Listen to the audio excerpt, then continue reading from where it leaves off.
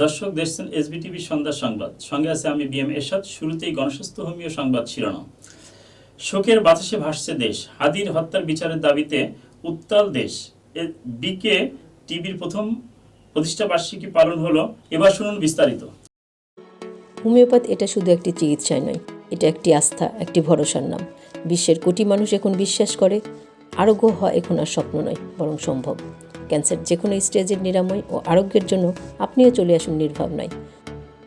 আমরা আপনাকে দেব doctor SM Sarwar sir সহ বিশেষজ্ঞ ডাক্তার দ্বারা আধুনিক চিকিৎসা।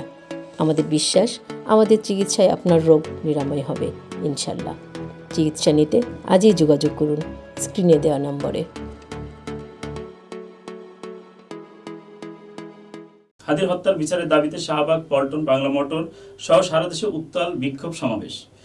আজ জুম্মার নামাজের পর দেশের বিভিন্ন মসজিদে ওসমান হাদির মরদেহের রুহের মাগফিরাত কামনাতে দোয়া অনুষ্ঠিত হয়। সন্ধ্যায় দেশে এসে পৌঁছেছে দুর্বৃত্তের গুলিতে নিহত শরীফ ওসমান হাদির মরদেহ।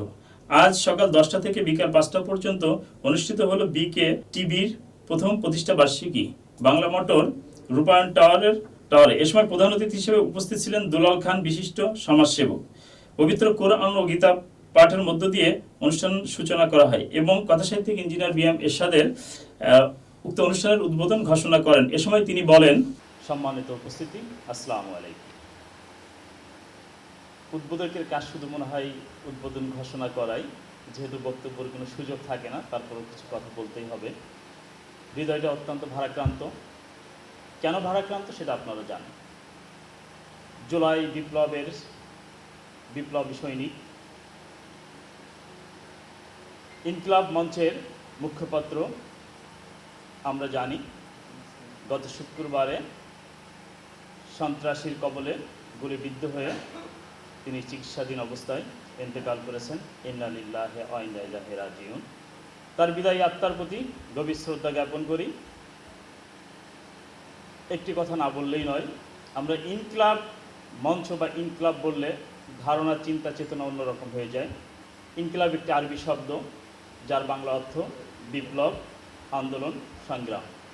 বিকে টিভির প্রতিষ্ঠা বার্ষিকীর আমি উত্তরোত্তর সফলতা কামনা করে এবং আজকের এই অনুষ্ঠান যাতে সাফল্যমণ্ডিত হয়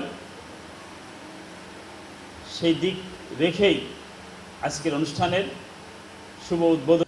অনুষ্ঠানে বিশেষ অতিথি হিসেবে উপস্থিত ছিলেন অভিনেতা ABM সোহেল রশিদ, মোহাম্মদ আমজাদ হোসেন, বেলাল হাওলাদার, রোমান ভুইয়া, সিরাজুল ইসলাম, কবি সৈয়দ মাহবুবুর রহমান ও মোহাম্মদ হাফিজুর রহমান। অনুষ্ঠান উপস্থাপনায় ছন্দে ছন্দে হলরুম মাতিয়ে তোলেন বজলুর রশিদ।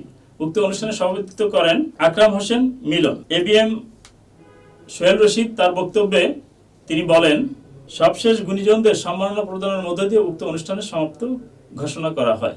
এতক্ষণ SBTV সঙ্গে থাকার জন্য ধন্যবাদ।